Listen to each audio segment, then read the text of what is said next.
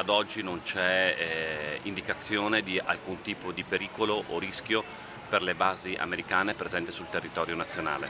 Ovviamente è una situazione che deve essere continuata ad essere monitorata e il governo sta lavorando in questa direzione. Niente allarmismi, però massima attenzione. L'innalzamento del livello di sicurezza alla base americana di Aviano, con controlli potenziati all'ingresso nel perimetro della struttura militare, è sicuramente un atto dovuto dopo i bombardamenti degli Stati Uniti sull'Iran.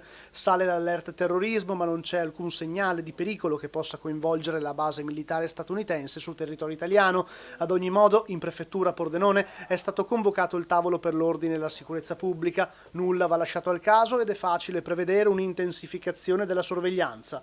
Non solo tensioni internazionali, Federica ha anche parlato della mozione di centrodestra che chiude la crisi di maggioranza depositata ieri sera e che verrà presentata in aula di Consiglio regionale domani. Il governatore del Friuli Venezia Giulia porrà la questione di governo, leggasi la fiducia. Su una mozione così importante che testimonia la volontà di andare avanti insieme, penso sia necessario che si ponga la questione di governo. Secondo il documento, Federica è riconosciuto come garante e arbitro della coalizione. Si andranno a toccare tematiche di ogni assessorato per accelerare su certe questioni, come la nuova legge elettorale per le province. Si parla di sanità, il punto d'avvio della crisi, si chiede un cambio di passo sulle infrastrutture per rivedere il piano paesaggistico regionale. Questi sono solo alcuni dei punti della mozione programmatica di governo al voto il 1° luglio.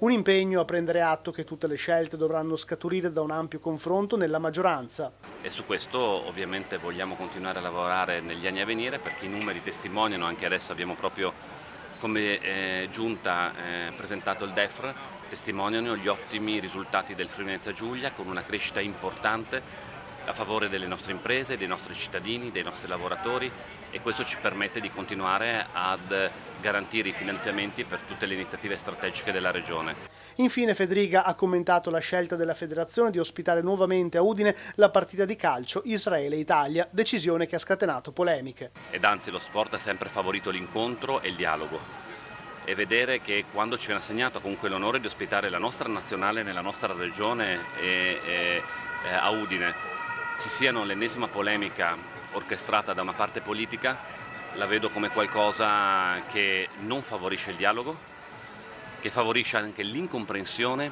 e lo scontro.